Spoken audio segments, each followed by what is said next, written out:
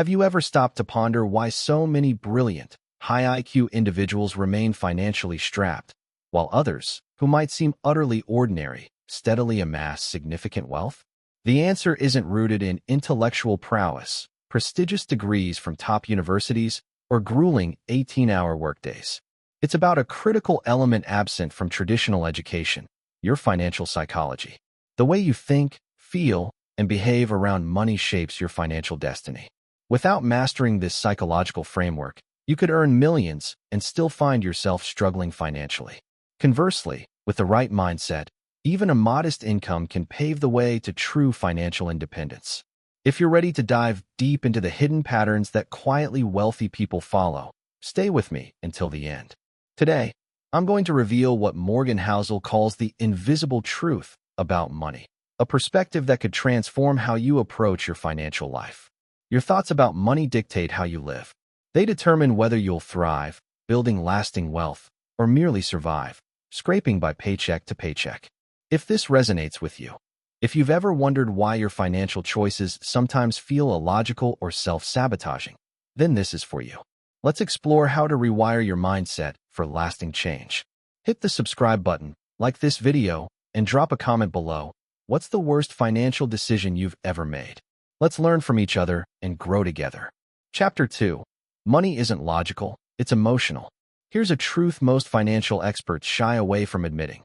Money isn't just about numbers, spreadsheets, or calculations. It's deeply tied to psychology. This explains why some people, armed with extensive knowledge about investments, still falter financially, while others, who've never cracked open a finance book, retire early with substantial wealth. Our relationship with money isn't always rational. It's profoundly personal, often emotional, and sometimes outright irrational. Consider this. Some people splurge recklessly after a raise, burning through their newfound income. Others, even when financially secure, cling to every penny out of fear, unable to enjoy their stability. It's not about math or logic, it's about mindset. Your past experiences shape your beliefs about money in ways you might not even realize. As Morgan Housel poignantly notes, people do seemingly crazy things with money, not because they're irrational, but because their unique life experiences influence their financial behavior. Think about your own upbringing. Perhaps your parents argued bitterly over finances, leaving you with a lingering sense of anxiety about money. Maybe you grew up in scarcity, where every dollar was a struggle, embedding a fear of loss.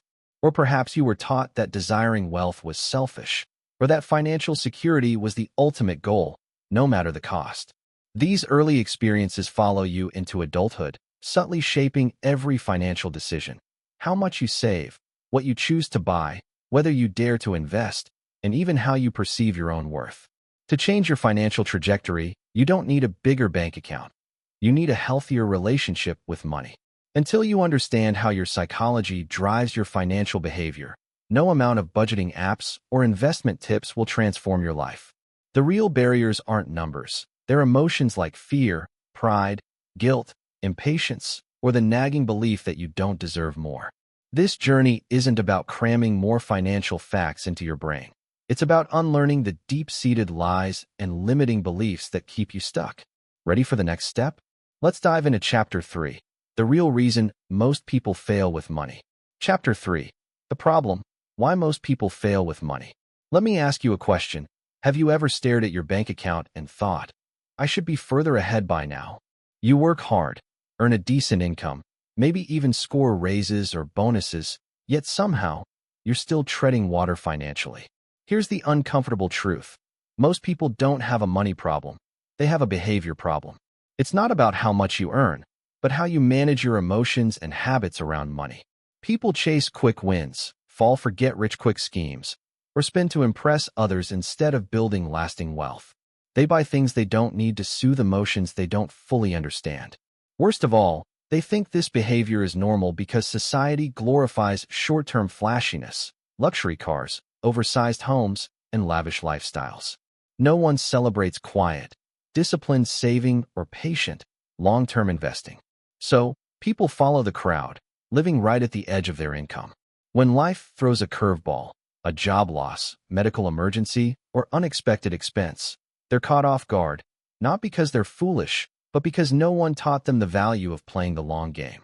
Morgan Housel captures this perfectly. Spending money to show people how much money you have is the fastest way to have less money.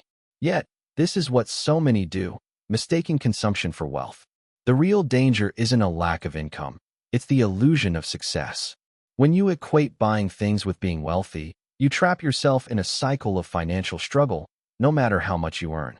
If you're wondering why your financial progress feels stagnant, it's time to examine your habits, patterns, and beliefs. Once you shift how you think, you'll unlock the potential to break through.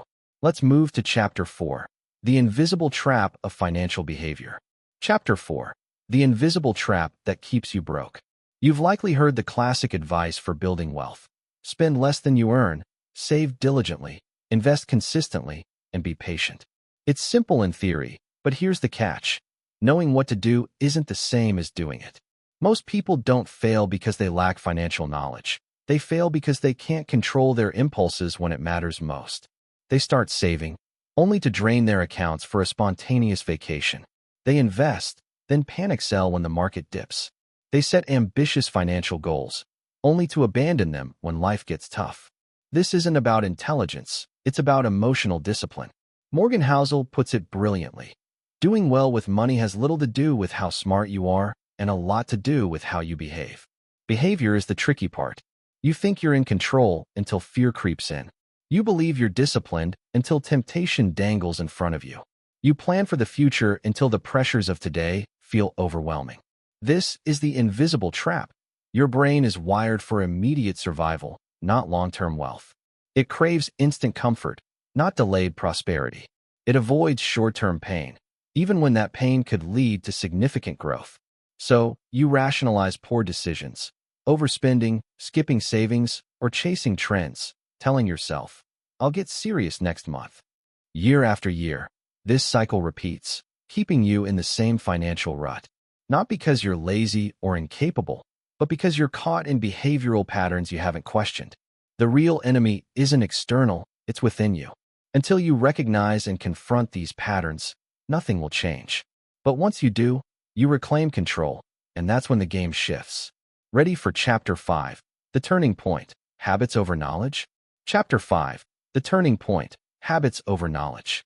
Here's where everything changes. Most people believe they need more information, another finance book, a new course, or the latest podcast episode. But the truth is, wealth isn't built by accumulating more knowledge. It's built by mastering a few powerful habits and repeating them consistently. The rich don't succeed because they know more. They succeed because they're relentless in their discipline. Morgan Housel explains it clearly. Financial success is not a hard science. It's a soft skill, where how you behave matters more than what you know.